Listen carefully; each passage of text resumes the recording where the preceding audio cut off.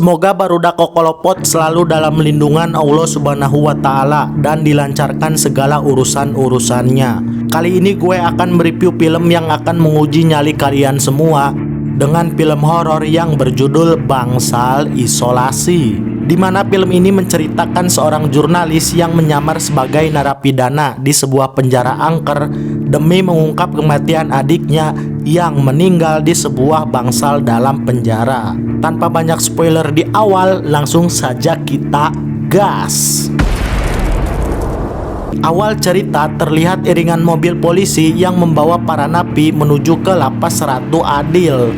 Salah satu napi adalah si jurnalis bernama Ketot. Saat tiba di lapas, mereka sudah ditunggu dua petugas di sana.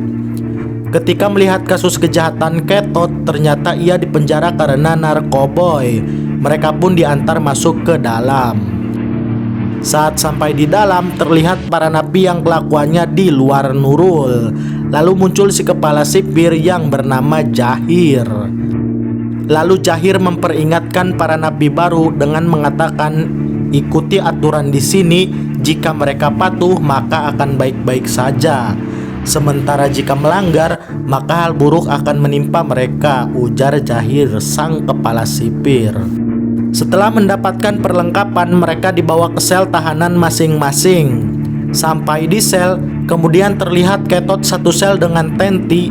Tenti mengatakan bahwa kita cukup beruntung karena hanya berdua dalam satu sel, karena banyak tahanan lain yang satu sel diisi banyak tahanan. Sejak saat itu mereka berteman. Ketika mereka akan makan, terlihat geng napi yang disegani dengan si pemimpin yang bernama Rohana. Rohana kemudian menunjukkan kekejamannya dengan memukuli salah satu napi baru di sana, demi menunjukkan siapa yang berkuasa. Melihat kejadian itu, Tenti mengingatkan Ketot untuk tidak berurusan dengan Rohana karena Rohana sangat kejam. Namun Ketot mengatakan ia tidak bisa tinggal diam melihat Rohana memperlakukan napi lain seenak jidatnya. Tenti lalu menambahkan jika Ketot melakukan hal yang ceroboh, takutnya Ketot akan mati sia-sia seperti napi yang sudah-sudah. Ketot lalu bertanya siapa napi yang ia maksud. Namun Tenti hanya diam saja. Setelah itu mereka tidur. Saat Ketot akan terlelap, tiba-tiba ia mendengar suara orang minta tolong dari sel lain. Namun Tenti memperingatkan Ketot agar ia terbiasa dengan hal-hal aneh di tempat ini. Lalu pintu sel terbuka dengan sendirinya dan Ketot dengan rasa penasaran memberanikan diri untuk menghampiri suara minta tolong itu. Tiba-tiba Ketot melihat sosok napi dengan wujud yang menyeramkan, dan saat sosok itu mencekik Ketot, ternyata itu adalah mimpi basah belaka. Esok harinya, Tenti mengajak Ketot berkeliling sambil memberitahunya siapa saja yang harus mereka waspadai di penjara ini. Yang pertama, Farhan. Dia sosok penjilat yang setia kepada Jahir. Yang kedua, Intung dan Entem. Mereka berdua adalah sipir yang bisa disogok dengan dolar. Yang ketiga, Adit. Ia adalah sipir baru. Lalu Tenti mengajak Ketot bertemu Bu Dokter.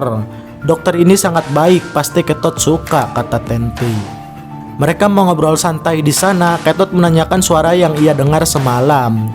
Dokter menjawab suara itu berasal dari bangsal isolasi dan kerap muncul penampakan yang menakuti para napi di penjara ini. Setelah puas mengobrol, mereka keluar. Tenti berkata bahwa satu-satunya orang yang waras di penjara ini adalah Bu Dokter. Bahkan sudah dianggap ibu oleh para napi di penjara ini. Kemudian Tenti memberitahu Ketot bahwa bangsal isolasi yang dimaksud adalah tempat terkutuk yang ditakuti semua napi. Kemudian Ketot dipanggil oleh sipir Adit untuk membantu Bu Eroh menyiapkan makanan. Adit juga ternyata sudah tahu maksud kedatangan Ketot ke tempat ini, yaitu untuk menyelidiki kasus kematian adiknya yang bernama Desri. Karena sudah kapalang basuh, Ketot mengakui hal itu. Ternyata Adit juga seorang mata-mata yang bertujuan untuk mengungkap kasus kejahatan yang ada di penjara ini. Lalu Ketot lanjut membantu Bu Ero. Saat sedang membantu, Ketot menanyakan apa dia kenal adiknya yang bernama Desri. Lalu Bu Ero mengajaknya ke belakang sambil menceritakan kejadian yang menimpa Desri waktu itu. Ibu Ero melihat Desri keluar dari sebuah ruangan lalu tidak sadarkan diri.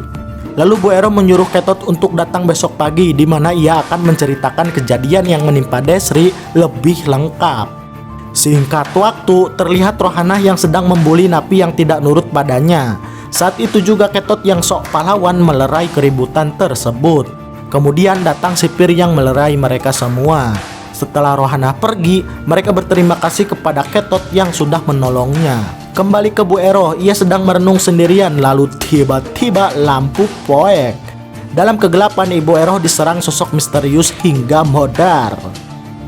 Pagi harinya, Ketot ingin menemui Ibu Ero karena sudah janji, namun Bu Ero tidak ditemukan. Di sisi lain, seorang napi menyogok Intung agar ia tidak dimasukkan ke ruang bangsal isolasi karena ia telah bersinggungan dengan Rohana. Kembali kepada Ketot, ia tidak sengaja melihat jepitan rambut yang dikenakan oleh Peot. Ternyata jepitan rambut itu milik almarhum Desri, adiknya. Ketot pun menanyakan di mana Peot mendapatkan jepitan rambut ini. Namun bukannya menjawab, ia malah lari ketakutan.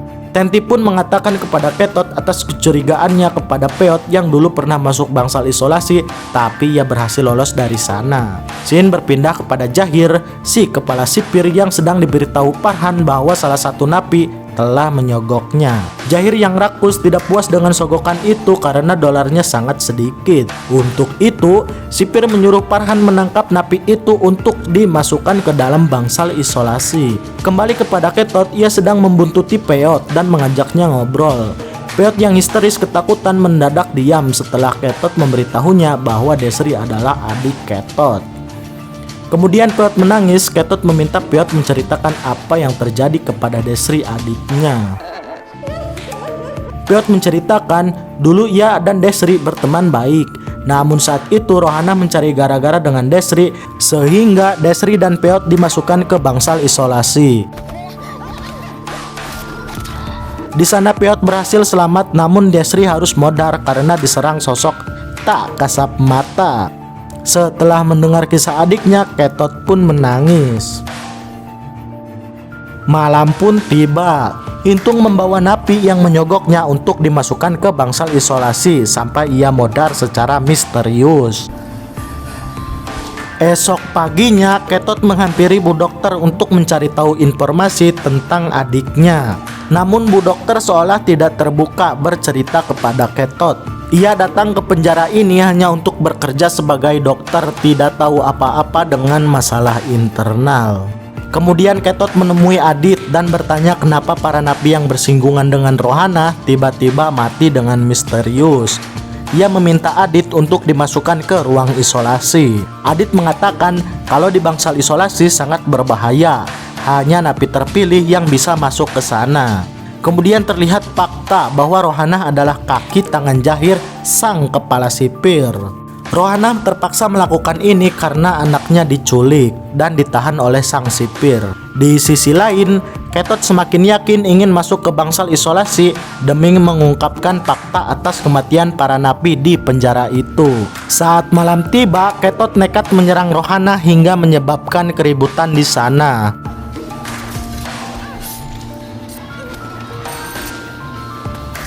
Saat sipir datang, Ketot langsung dimasukkan ke bangsal isolasi. Sampai di ruang isolasi, Ketot merasa sangat tersiksa hingga datang seorang sipir yang memberikan makanan untuknya. Namun yang tidak diketahui Ketot, makanan tersebut telah dicampur obat sangeu dengan dosis tinggi sehingga membuat Ketot sakau.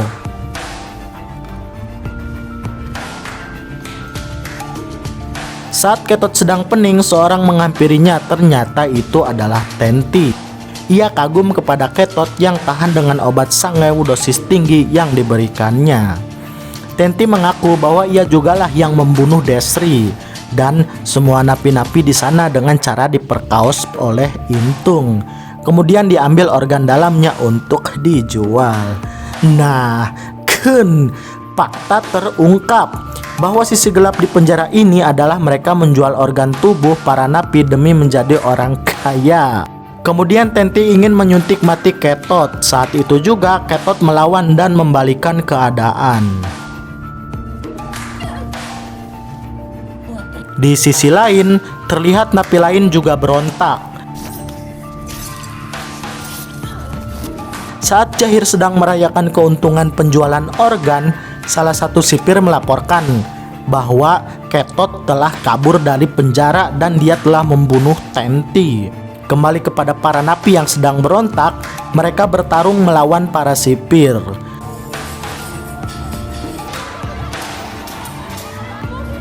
Saat Ketot bersembunyi di ruang Bu Dokter, ternyata Bu Dokter sebenarnya berada di pihak para penjahat. Karena Bu Dokter adalah istri dari sang kepala sipir. Dengan teh hangat, Bu Dokter meracuni Ketot. Sesaat kemudian ia sudah berada di ruangan mutilasi. Sebelum mereka beraksi, Adit sang pahlawan menyelamatkan Ketot, lalu membakar penjara itu hingga menewaskan Bu Dokter, Jahir, dan antek-anteknya. Film pun selesai. Ending yang mempagongkan.